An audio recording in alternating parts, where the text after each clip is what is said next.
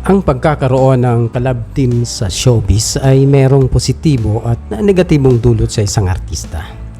Positibo dahil kung kakagati ng masa ang love team ay tiyak na malaking advantage sa mga artista tulad ng Katniel.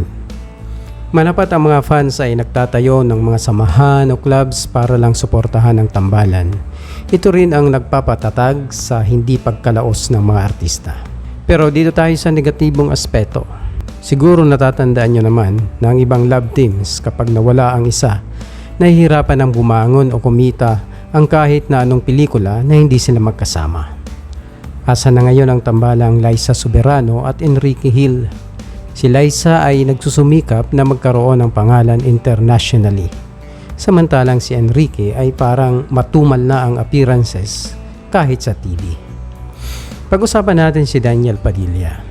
Tayo bilang tagahanga ng tambalang Katniel, nasaksihan natin ang mga pelikula ni Daniel na hindi gaanong kumikita pag wala si Kat. Kahit na nga ang nag-produce ay ang kanyang sikat na tiyuhing si Robin Padilla, ganun pa din, alanghakot sa takilya. Meron naman siyang indie film na matagal bago na ipalabas dahil tinatansya ng producer siguro ang tamang timing ng pagpapalabas para kumita. Dahil nagsimula sila sa tambalan at ang mga fans ay napako at naging siloso sa kung iba ang magiging katambal ng kahit sino sa kanilang dalawa. Sinasakyan din ito marahil ng mga producers na huwag silang paghiwalayin, baka hindi kumita. Pero ipinakita ni Kat na kahit di si Daniel ang kanyang kapareha, kumita at blockbuster pa, di ba? Alam naman natin kung anong pelikula yon.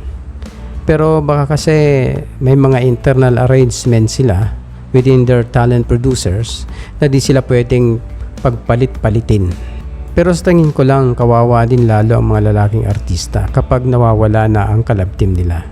Ikaw bilang panatiko ng Katniel, papanoorin mo ba ang mga pelikula ni Daniel kung hindi kasama si Catherine? Minsan kawawa rin talaga nakapako o nakadepende ang karir ng isang artista sa love team.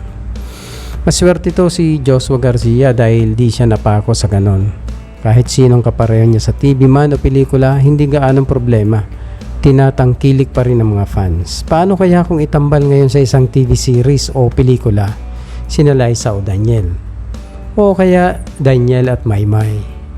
O kaya isang romantic comedy na sila ni Atasha Mulak magkasama? Ano sa tingin nyo? Let Katniel breathe for a while. Katulad ni Kat, nakapag-explore na itambal sa iba. O, di ba kumita? It's high time na siguro dahil mga matured naman sila. Teenage days, tapos na yun eh. Pakawala na sila sa tambalan. It doesn't mean na di na natin mahal ang Katniel. Ito ang nasasabi ng mga bashers ng tambalan.